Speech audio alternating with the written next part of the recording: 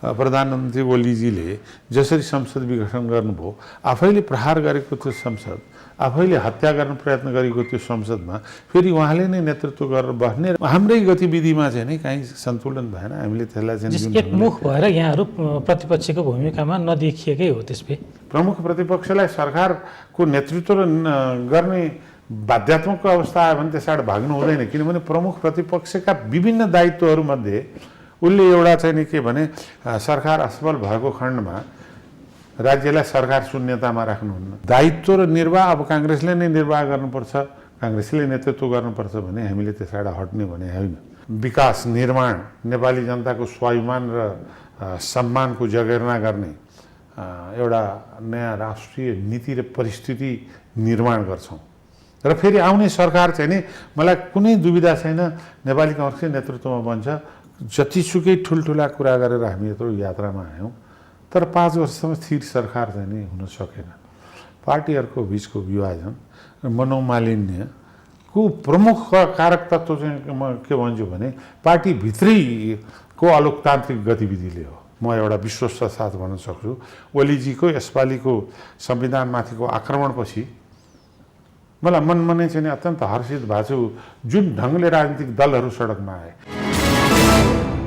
नमस्कार दर्शकबिन, स्वागत छ कार्यक्रम आजको सन्दर्भमा। म प्रताप दुलाल। दर्शकबिन, यति बेला नेपाली राजनीतिमा तरङ्ग आउने क्रम जारी छ।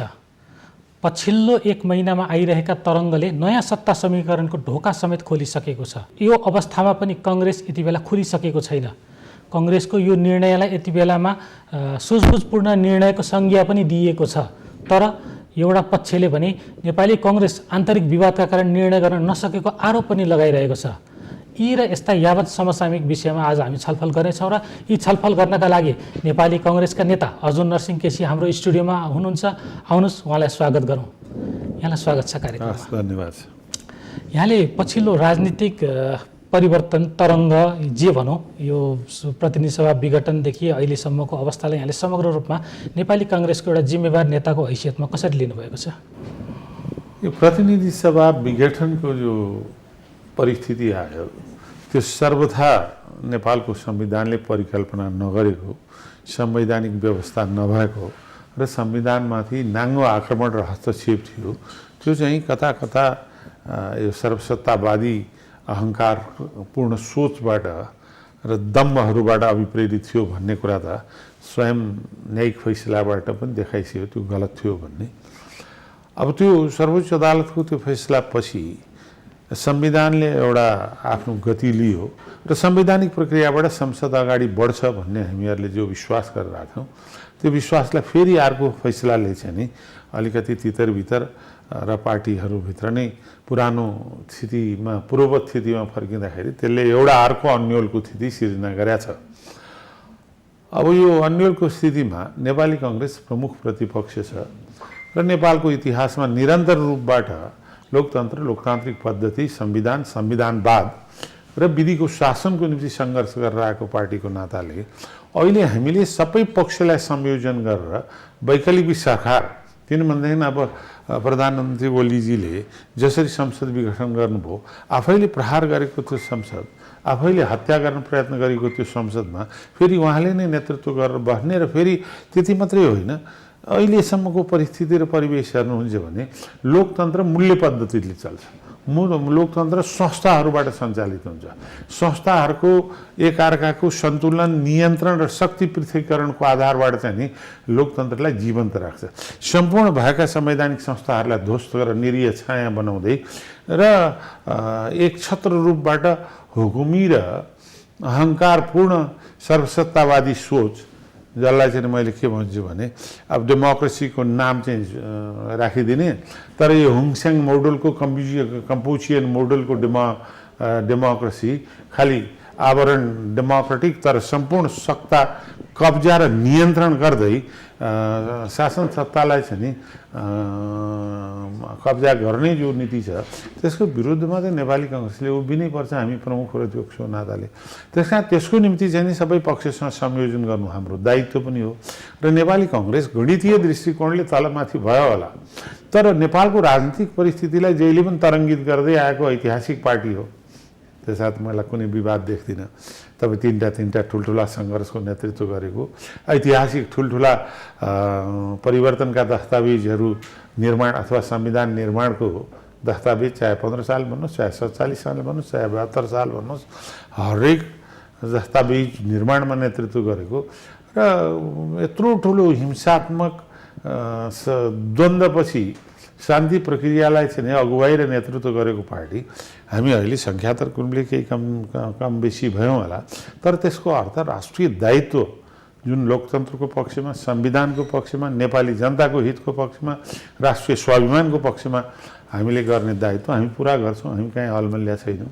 जस्तो यहाँले भन्नुभयो तीनवटा आन्दोलनको नेतृत्व गरेको कङ्ग्रेसको इतिहास अब खासै व्याख्या गरिराख्न आवश्यक छैन, तर पछिल्लो समय अलिकति सानो आकारमा खुम्चिसकेपछि कमजोर प्रतिपक्षी त भएकै हो नि, होइन र? प्रतिपक्ष चाहिँ नि सङ्ख्यात्मक दृष्टिकोणले हामी कमजोर भएका होइनौँ, तर प्रदर्शनको हिसाबले पनि विधि व्यवहार जुन ढङ्गले प्रतिपक्षले सशक्तता र जीवन्तता अपनाउनु पर्थ्यो, सरकारलाई चाहिँ निगरानी गर्ने र सरकारका हर निरङ्कुश कदमलाई अङ्कुश लाउने, त्यति मात्रै भएन। अङ्कुशबाट लाग्दाखेरि प्रक्रियागत अङ्कुश नलायो भने जनतामा खुला रूपबाट एउटा चाहिँ नि जनभावनालाई त्यसको विरोधमा प्रस्फुटित गरेर एउटा आन्दोलनको गति हामीले अहिलेसम्म भएका विकृति, व्यापक भ्रष्टाचार, अनियमितता, संस्थागत रूपबाट गरेका व्यथिति र महँगी, त्यो मूल्यवृद्धि, बेरोजगारीदेखि लिएर गएर कोभिड महामारीकै सम्बन्धमा जुन किसिमको उपेक्षा र ढिलासुस्ती भयो, त्यसलाई जुन ढङ्गले प्रभावकारी र प्रहार गर्नुपर्थ्यो त्यसमा केही कमी भयो होला, म भएकै छैन स्वीकार्नुहुन्छ? म होइन, त्यो केही कमी भएकै छ, तर त्यसको अर्थ हामीले केही नगरे पनि होइन। हामीले त्यसको निम्ति जे गर्नुपर्ने आफ्नो तर्फबाट औपचारिकता त पुरा भयो, दायित्व पुरा गरेकै हो। अब त्यसमा केही कमजोरी भयो होला, तर त्यसको अर्थ नेपाली कङ्ग्रेस आफ्नो भूमिकामा सरकारमा रहँदा, प्रतिपक्षमा रहँदा निरन्तर रूपबाट सतर्क छ र नेपाली जनताको लोकतान्त्रिक अवधारणालाई प्रतिनिधित्व गर्न सक्षम पनि छ भन्ने मलाई लाग्छ। जस्तो यहाँको यो पछिल्लो यो जुन प्रतिपक्षीको भूमिकामा अलिकति यहाँले पनि स्वीकार्नु भयो कमी कमजोरी रह्यो, यस्तो हुनुमा चाहिँ यहाँहरूको पार्टीको आन्तरिक विरोध बढी दोषी छ भनेर यहाँहरूको सभापतिले बारम्बार विभिन्न फोरममा बताइराख्नु भएको छ नि। मलाई लाग्दैन कि सरकारको ज्यादती, निरङ्कुश प्रवृत्ति र भ्रष्टाचारको विरोध लडाइँ लड्नको निम्ति चाहिँ नि आन्तरिक द्वन्द्वले कुनै बाधा पुर्याएको छैन। म नै त्यो भित्रको एउटा पक्षमा पर्छु भनौँ न। मैले नै 10औँचोटि कुरा उठाएको छु कि यो वाइट बडीदेखि 33 केजी सुनसम्म, ओम्नी यति प्रकरणदेखि बुढी गण्डकीसम्मका, अथवा चाहिँ सेक्युरिटी प्रिन्टिङदेखि यो स्वास्थ्य खरिद बिक्रीमा पनि जो अनियमितता देखिएको थियो, त्यसमा हामीले जुन ढङ्गको लडाइँ चाहिँ नि संसद र जनस्तरमा गर्नुपर्थ्यो त्यसमा कमजोरी भयो भनेर लेख्ने र बोल्ने मान्छे त मै थिएँ त। त्यसका आन्तरिक प्रतिपक्षलाई दोष दिनु चाहिँ नि उपयुक्त ठान्दिनँ म।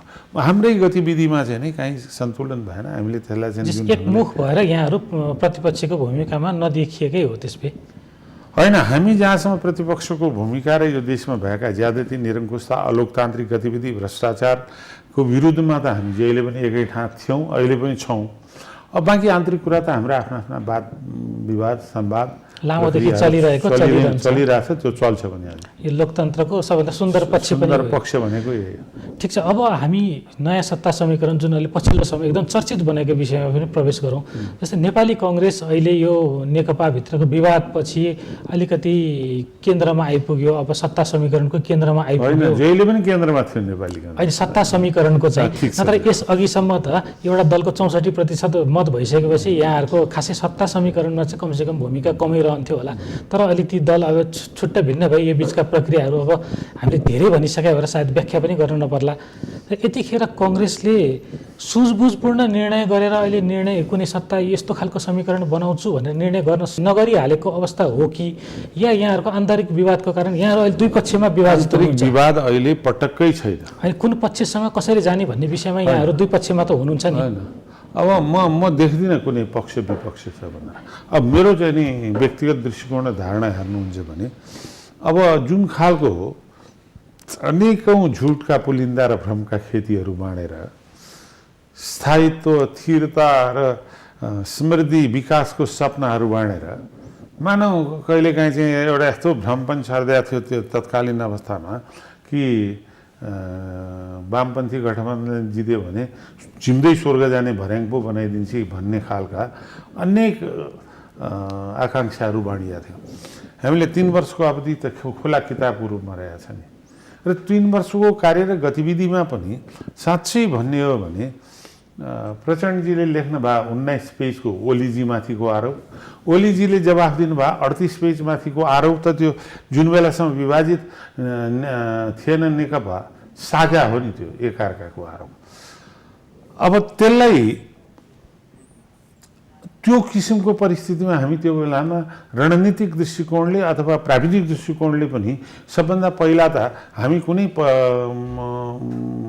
पार्टी विभाजित होस्, उनीहरू टुटो ठुसोस् अनि हामी चाहिँ ठुलो हुन्छौँ भन्ने मानसिकता राख्दैनौँ पनि।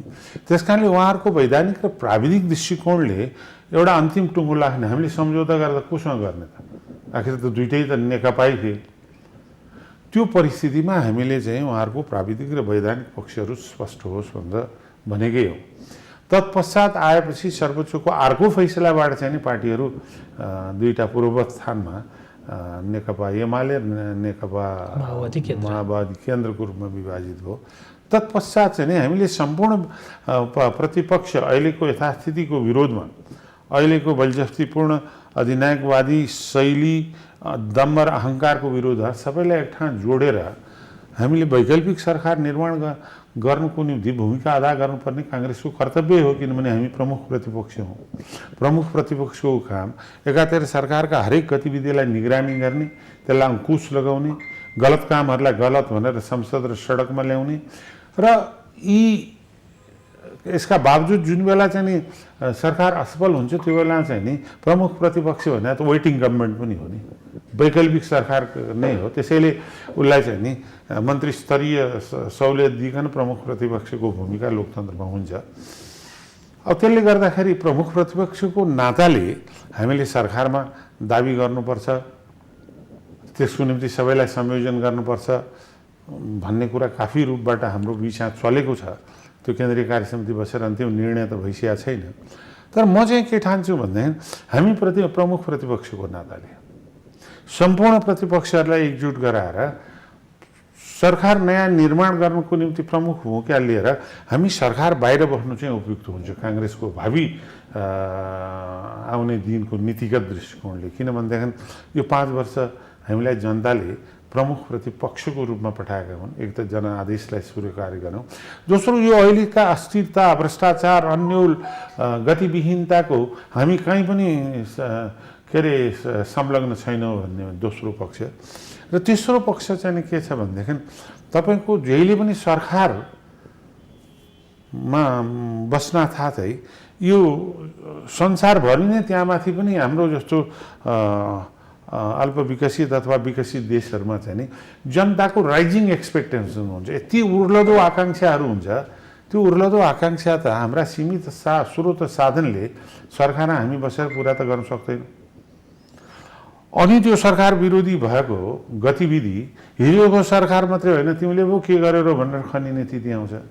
त्यस्तो परिस्थितिमा नेपाली कङ्ग्रेसले सरकार बाहिर बसेर सरकारलाई सहयोग गरेर यो अहिलेको सर्वसत्तावादी शासन सत्ताको विकल्प को निम्ति निर्णायक भूमिका गर्नुपर्छ भन्ने यो चाहिँ अर्जुन नरसिंहको दृष्टिकोण हो। तर के छ भने त्यस्तो परिस्थितिमा यहाँले भनेको कस्तो सिनारी हो त, को हो त प्रधानमन्त्री? यहाँहरूले कसलाई बनाउन सकिन्छ, कसरी जान सकिन्छ? केन्द्रीय कार्य समितिले निर्णय गर्ला। यहाँले भनेको कुरा अलिकति बाजियो जस्तो लाग्यो। किन बाजियो? किनभने यहाँले आफ्नो सत्तामा पनि नजाने जसपा र माओवादी केन्द्र छ, उहाँहरूलाई एकै ठाउँ जोडेर कोही पनि प्रधानमन्त्रीलाई स्वीकार गरेर चाहिँ नयाँ सरकार गठन गर्न सकिन्छ है होइन। अब त्यस्तो परिस्थिति पर्यो कि नेपाली काङ्ग्रेसले नेतृत्वले यसलाई जोड्नुको निम्ति नेपाली काङ्ग्रेस आवश्यकता पर्यो भने नेपाली काङ्ग्रेसले भाग्नुपर्छ भन्ने कुरा पनि होइन। बाहिर बस्दाखेरि हामीलाई पोलिटिकल्ली बढ्दा फाइदा छ भन्ने कुरा म दृढ छु, अहिले पनि दृढ छु। तर अब परिस्थितिले प्रमुख प्रतिपक्षलाई सरकारको नेतृत्व गर्ने बाध्यात्मक अवस्था आयो भने त्यसबाट भाग्नु हुँदैन। किनभने प्रमुख प्रतिपक्षका विभिन्न दायित्वहरूमध्ये उसले एउटा चाहिँ नि के भने सरकार असफल भएको खण्डमा राज्यलाई सरकार शून्यतामा राख्नुहुन्न, या आफ्नो नेतृत्वमा या कसैलाई सहयोग गरेर सरकार निर्माण गर्न सहयोग गर्नुपर्छ, त्यो पनि उसको कर्तव्यभित्रको कुरा हो। त्यो दुइटै पक्षमा चाहिँ नि हामी खुला रूपबाट छलफल गर्दैछौँ पार्टीभित्र। अब म व्यक्तिगत दृष्टिकोण चाहिँ अहिले काङ्ग्रेस सरकारमा जानु उपयुक्त होइन, हुँदैन, त्यसले काङ्ग्रेसलाई फाइदा गर्दैन। र त्यो त्यो त्यो जुन द्वन्द्वात्मक स्थितिमा हामी चाहिँ नि होइन है, हामी त एउटा जे जनताले सुम्पिएका छन् त्यही दायित्वमा छौँ, हामी प्रमुख प्रतिपक्षमा छौँ।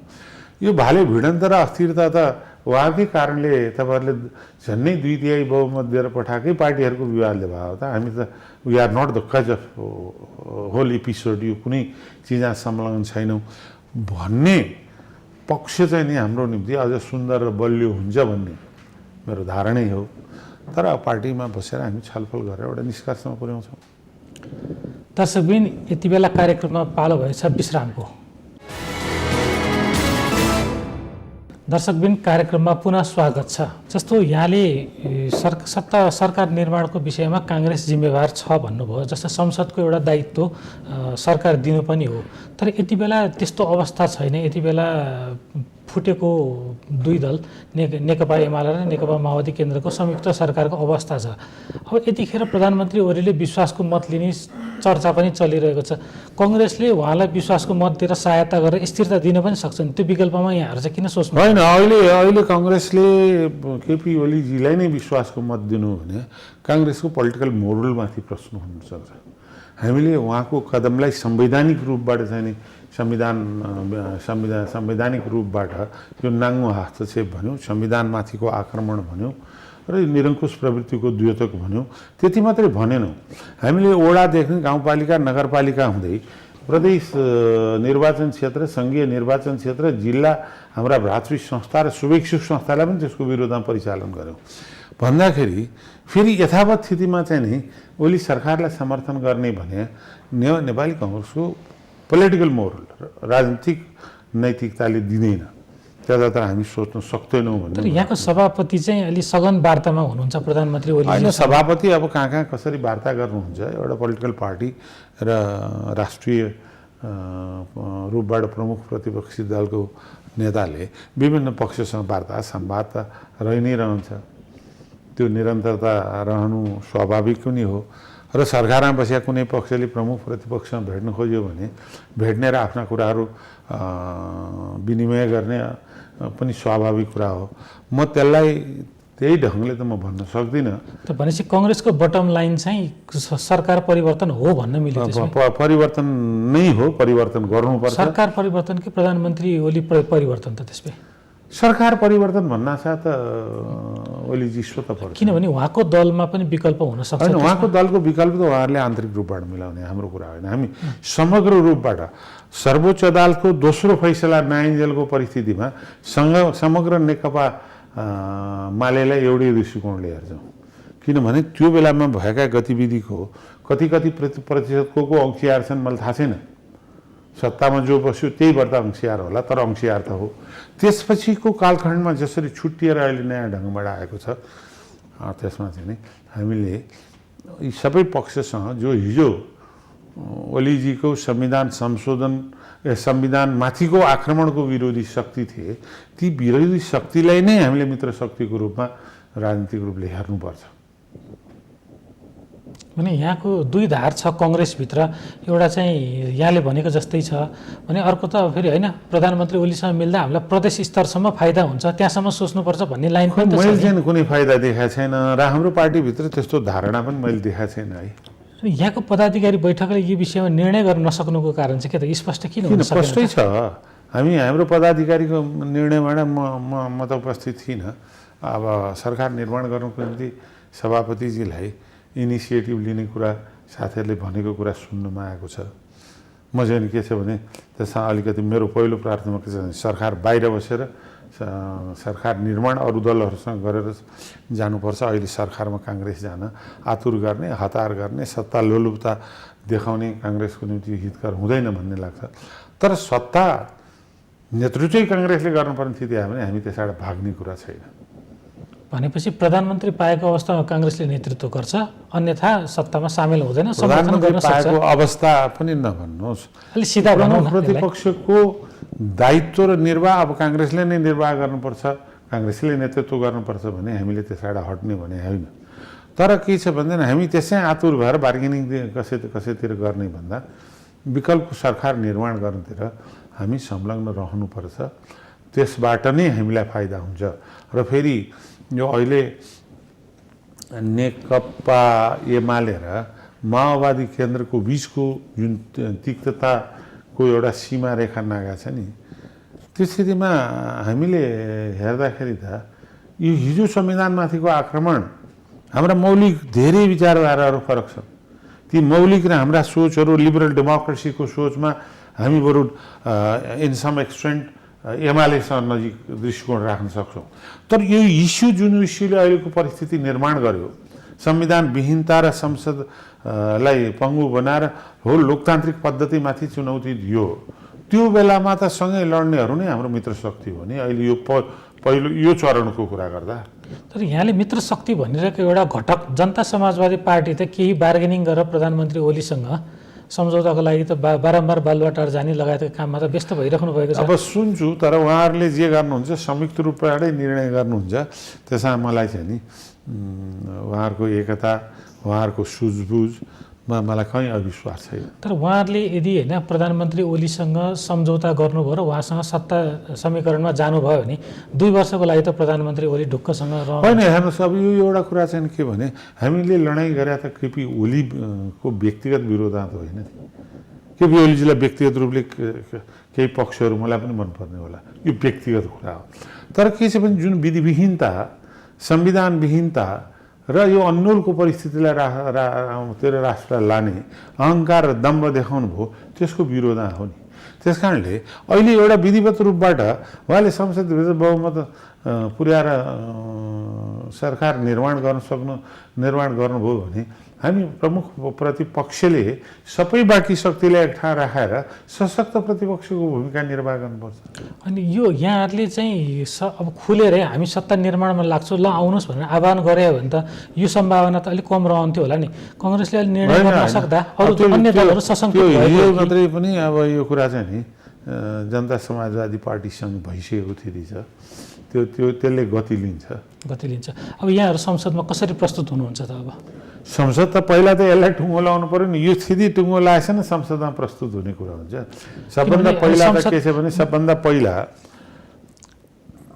अहिलेसम्म नेकपा माओवादीले आफ्नो समर्थन फिर्ता ल्याएको छैन। समर्थन फिर्ता नल्याएको स्थितिसम्म केपी ओलीजी बहुमतकै प्रधानमन्त्री हुन्छ। संविधानको धारा 76(1) कै प्रधानमन्त्री हुनुहुन्छ। अहिले बहुमत भएर समर्थन भएर 2 हुनुभयो होला है। अब उहाँहरूले फिर्ता लिइसके, एउटा त नैतिक दृष्टिकोणले चाहिँ नि संसदमाथि आक्रमण गर्नुभयो, संसद पुनस्थापना भयो, त्यही बेला प्रधानमन्त्रीले राजीनामा गर्नुपर्छ। त्यो नैतिक दृष्टिकोण उहाँले देखाउनु भएन। अब अहिले माओवादी केन्द्रले फिर्ता लिनासाथ विश्वासको मत लिनुपर्ने स्थिति हुन्छ। उसले पनि फिर्ता नलिरहेको स्थिति के छ भने, त्यहाँ भित्रको समीकरण मिलोस् भने मात्रै फिर्ता लिनुपर्छ, नत्र ट्रान्डेम कताबाट को मिसिएर चाहिँ नि काङ्ग्रेसले नै समर्थन गरिदियो भने त भन्ने डर पनि काङ्ग्रेसले समर्थन गर्ने कुरा चाहिँ नि म सम्भावना अत्यन्त कम देख्छु। मेरो त पुरापुर रिजर्भेसन छ, हुन त म संसदमा छैन है।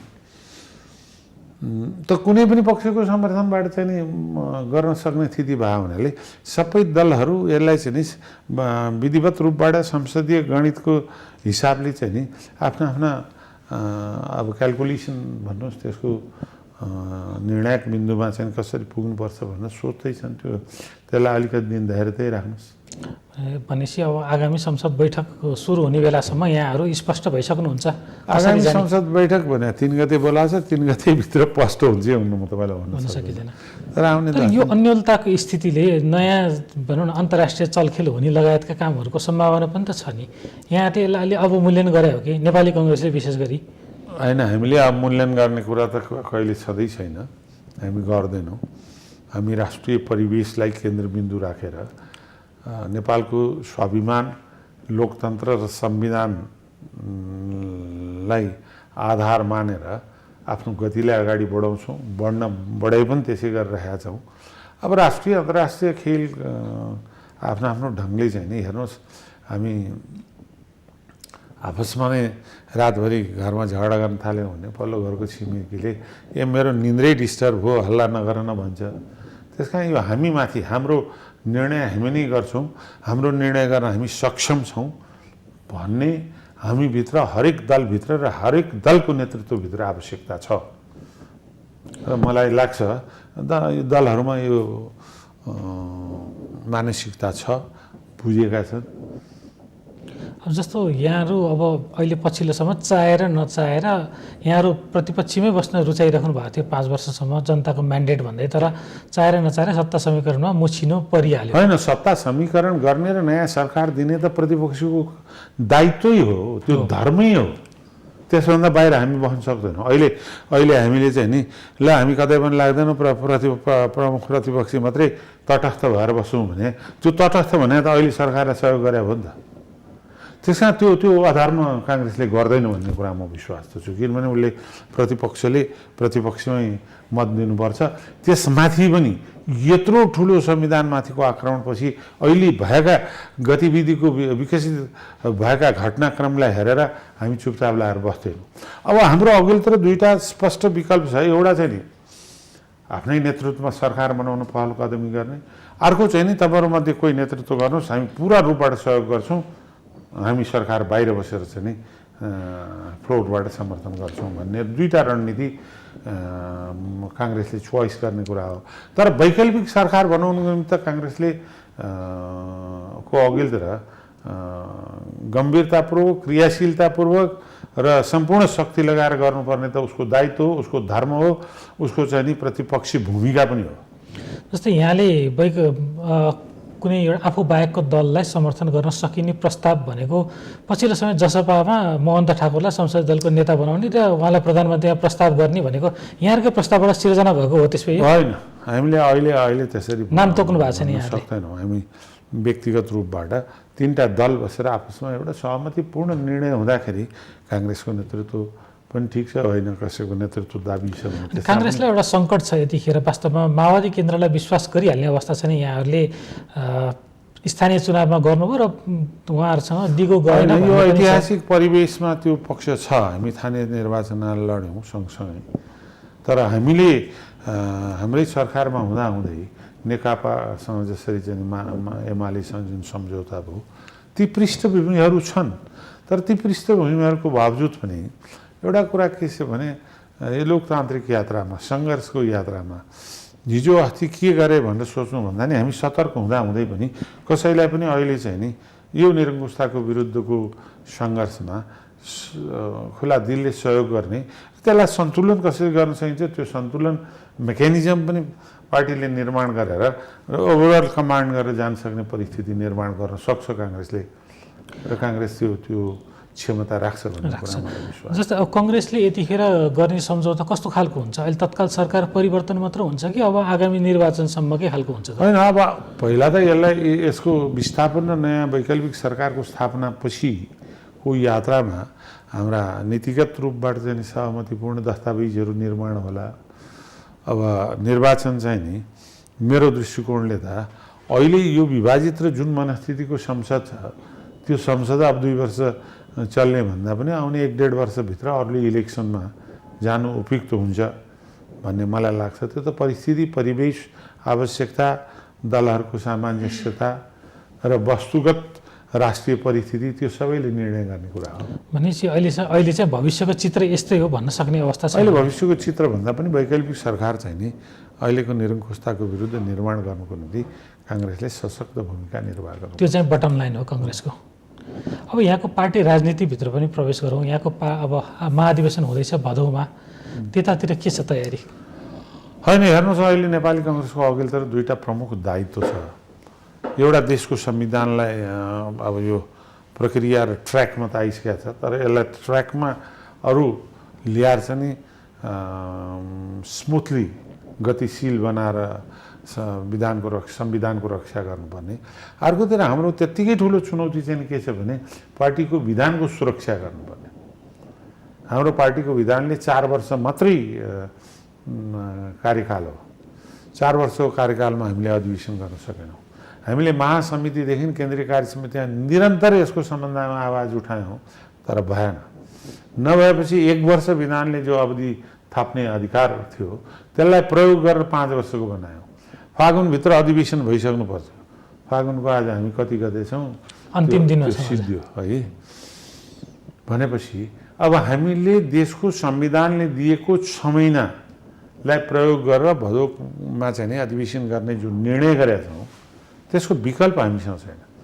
त्यसमा इफ एन्ड बट यसो त्यसो भनेर कुनै विकल्प सोच्ने चिज छैन।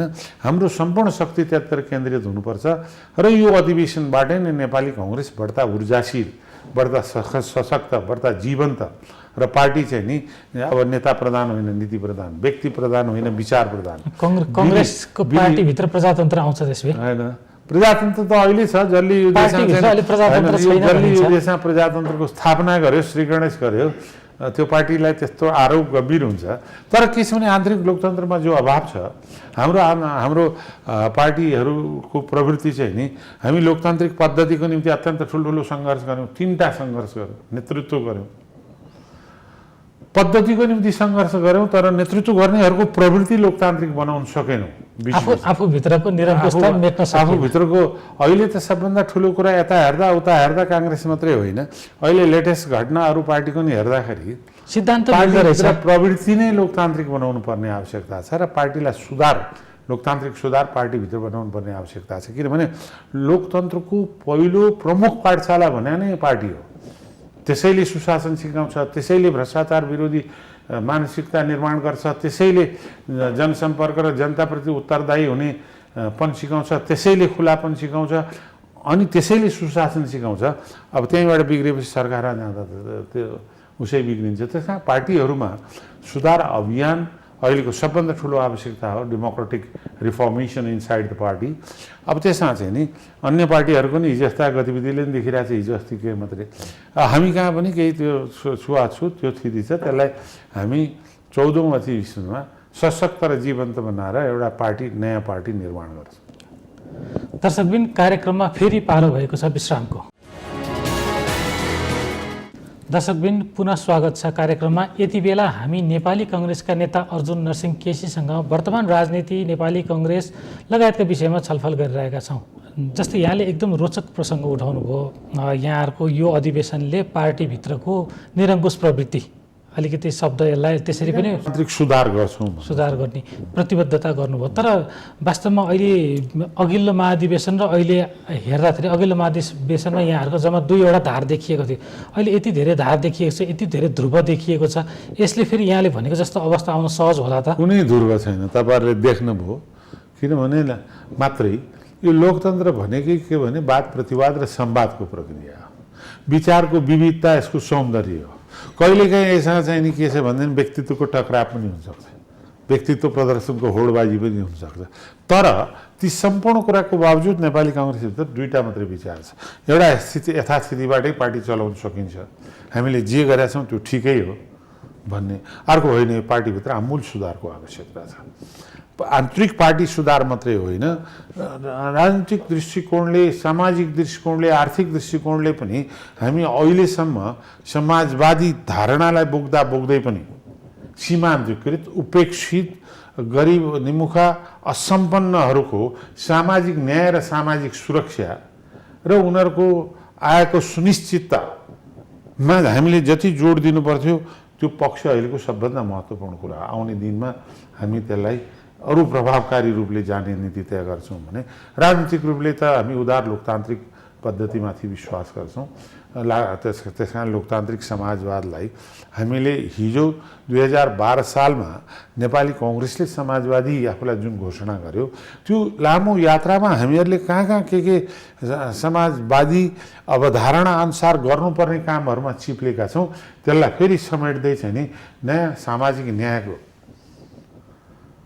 विकास, निर्माण, नेपाली जनताको स्वाभिमान र सम्मानको जगेर्ना गर्ने एउटा नयाँ राष्ट्रिय नीति र परिस्थिति निर्माण गर्छौँ।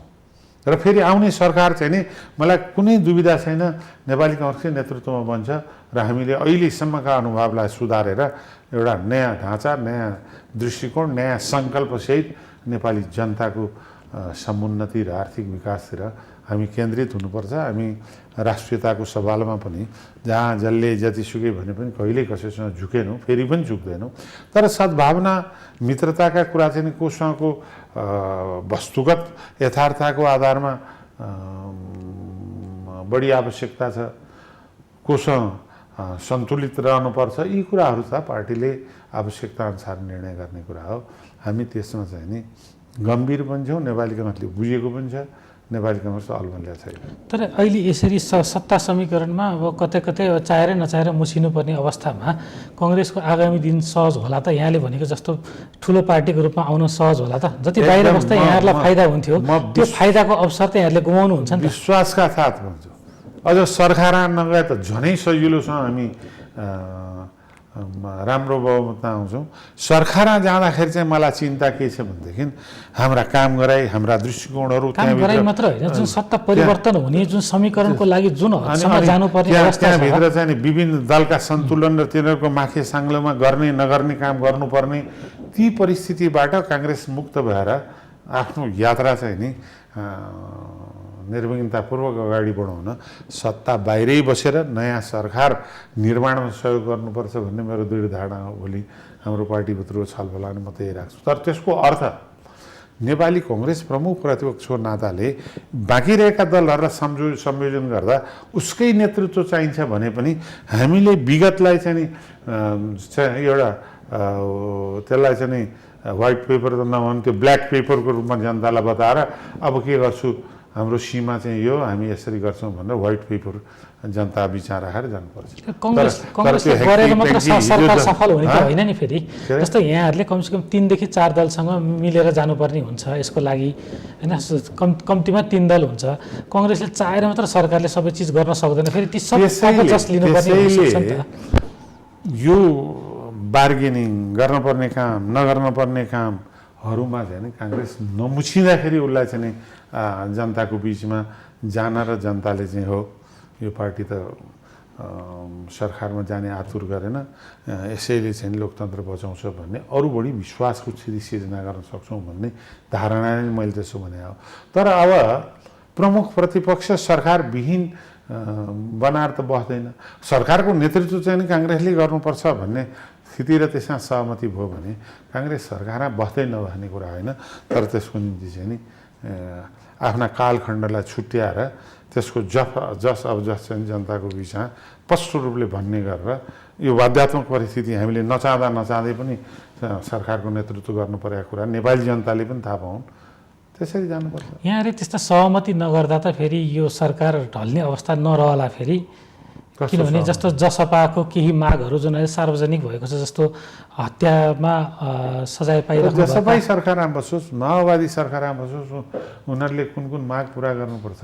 तर यहाँले समर्थन दिएको सरकार विवेचना गरेर आफ्नो विचार भन्छौँ, संसदमा चाहिँ हामी सरकार टिकाएर राख्छौँ। त्यो लाइन उपयुक्त हो भन्ने मेरो अहिले पनि दृष्टिकोण है। यी सबै कारणले नै काङ्ग्रेसले डिसिजन गर्न नसकेको टिप्पणी फेरि पनि अहिले यहाँको कुराले पनि क्लियर पिक्चर देखाएन। निर्णयको बन्दी छैनौँ।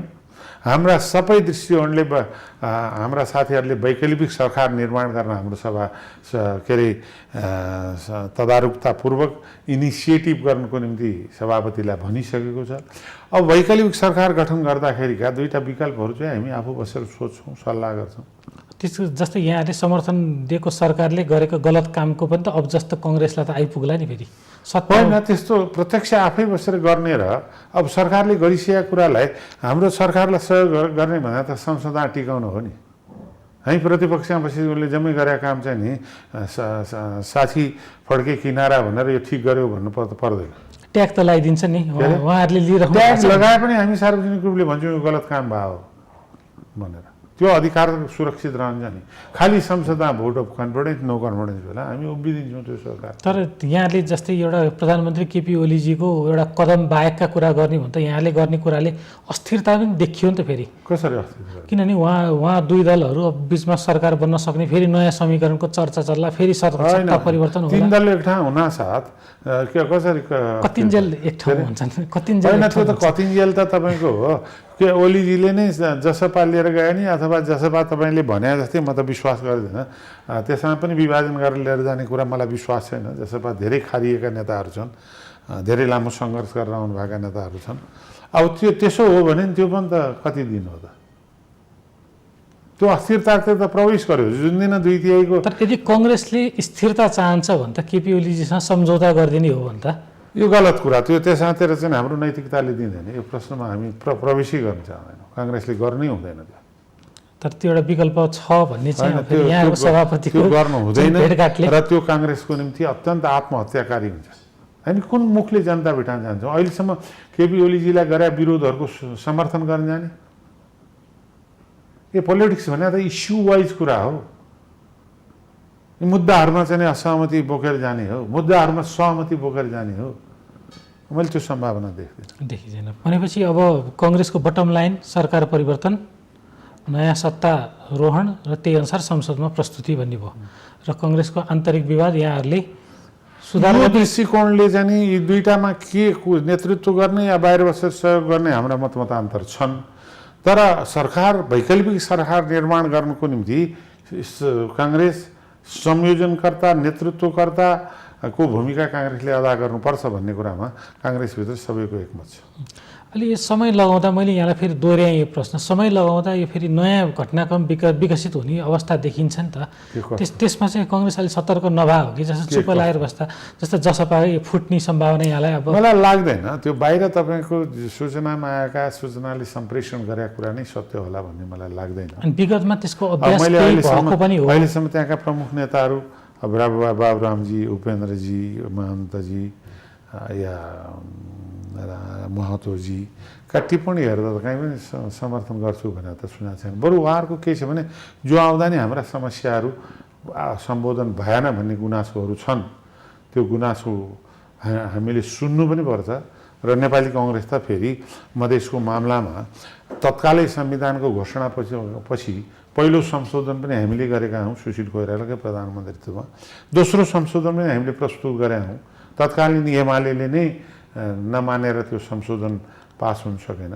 त्यसकारण हामी सबैलाई संयोजन गरेर देशमा अरू व्यापक समावेशिता तराई मधेस पहाडको बिचमा अरू भावनात्मक एकीकरणलाई गति दिने काममा त काङ्ग्रेस जहिले पनि अग्र मोर्चामै छ। भनेको जसपाको शर्त सहित चाहिँ यहाँहरू त्यो गठबन्धनको लागि तयार? अब शर्त कुन हो के हो म सबै भन्दिनँ। तर जसपाले अहिले जुन चाहिँ संविधान संशोधनका कुरा छ त्यो हामी सबै संविधान चाहिँ के भने ब्रह्मसूत्र त होइन, यो गायत्री पनि होइन, यो कुरान पुराणका वाक्य पनि होइन। यो संशोधन आवश्यकता अनुसार जनचाहना अनुसार वस्तुगत परिस्थितिको माग अनुसार संविधानका धेरै चिजमा परिवर्तन हुन्छ। त्यो भोलि अरू कुरा पनि परिवर्तनका कुराहरू आउलान्।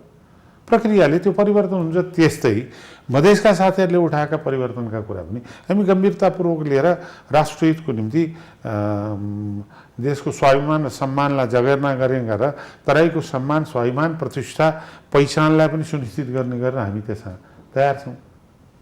हामी त पहिल्यैदेखि तयार भएको पार्टी हो। सधैँ तयार हुनुहुन्छ। अब यहाँले एउटा कङ्ग्रेसको जिम्मेवार नेताको रूपमा नेपाली राजनीतिको भविष्य कस्तो देख्नु भएको छ समग्रमा? हेर्नु, नेपाली राजनीतिको भविष्य यो एउटा सबभन्दा दुःखद पक्ष चाहिँ के भनेदेखि जतिसुकै ठुल्ठुला कुरा गरेर हामी यत्रो यात्रामा आयौँ तर 5 वर्षसम्म स्थिर सरकार चाहिँ नि हुन सकेन। पार्टीहरूको बिचको विभाजन र मनोमालिन्यको प्रमुख कारक तत्त्व चाहिँ म के भन्छु भने पार्टीभित्रैको अलोकतान्त्रिक गतिविधिले हो।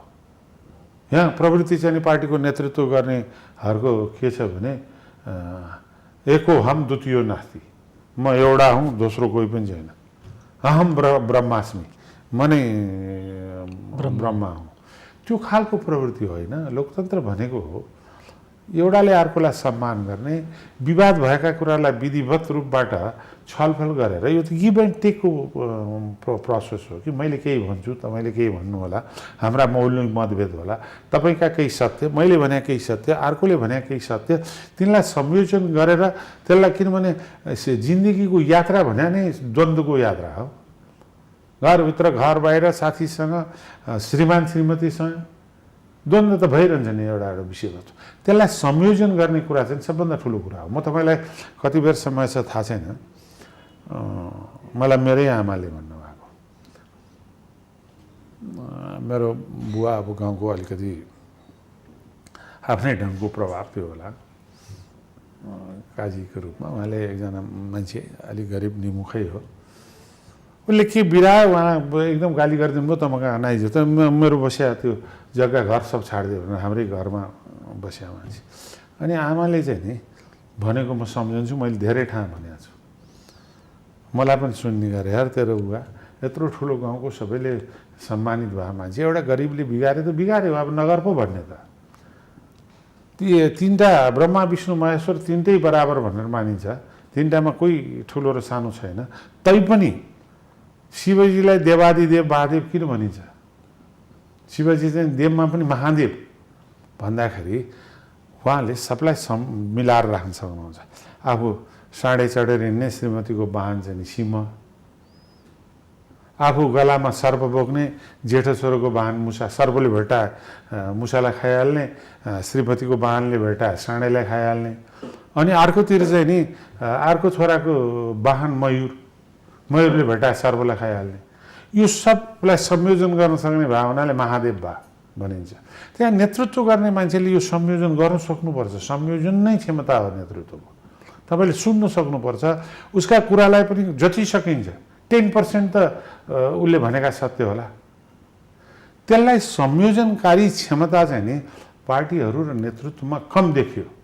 अहिलेको समस्या सबभन्दा ठुलो कुरा हो।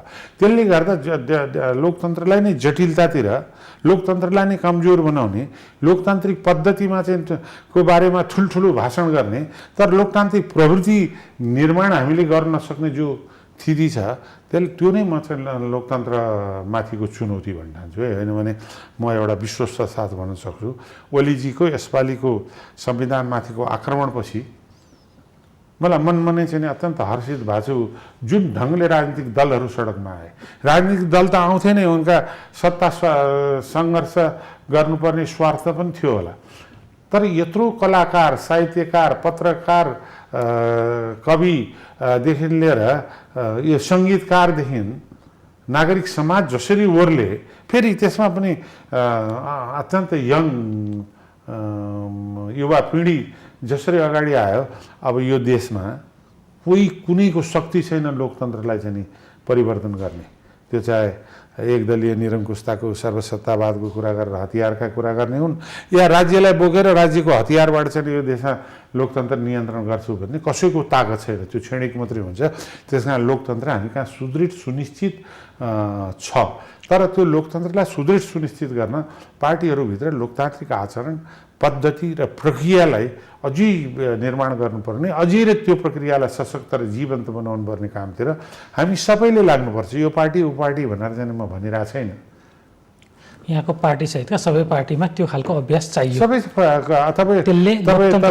हिजै अब उहाँहरूको आन्तरिक कुरा हो। हिजै ओलीजीले आफ्नो पार्टीभित्र जे गर्नुभयो, उहाँका विधान के छ, नियम के छ, मैले पढाएको छैन है, तर त्यो पनि एउटा अहम ब्रह्मास्मि भन्ने खालको मैले गरेपछि हुन्छ भन्ने खालकै हो। हस्, यहाँको महत्त्वपूर्ण समय र संवादका लागि धेरै धन्यवाद। मेरो पनि हार्दिक धन्यवाद। दर्शकबिन, आजको श्रृङ्खलामा हामीले नेपाली कङ्ग्रेसका नेता अर्जुन नरसिंह केसीसँग समसामयिक राजनीतिक विषय, कङ्ग्रेसको सत्ता समीकरणमा भूमिका लगायतका विषयमा छलफल गऱ्यौँ। आजको लागि यति नै। सत्य, तथ्य र निष्पक्ष समाचारको लागि हेर्दै रहनुहोला माउन्टेन टेलिभिजन। नमस्कार।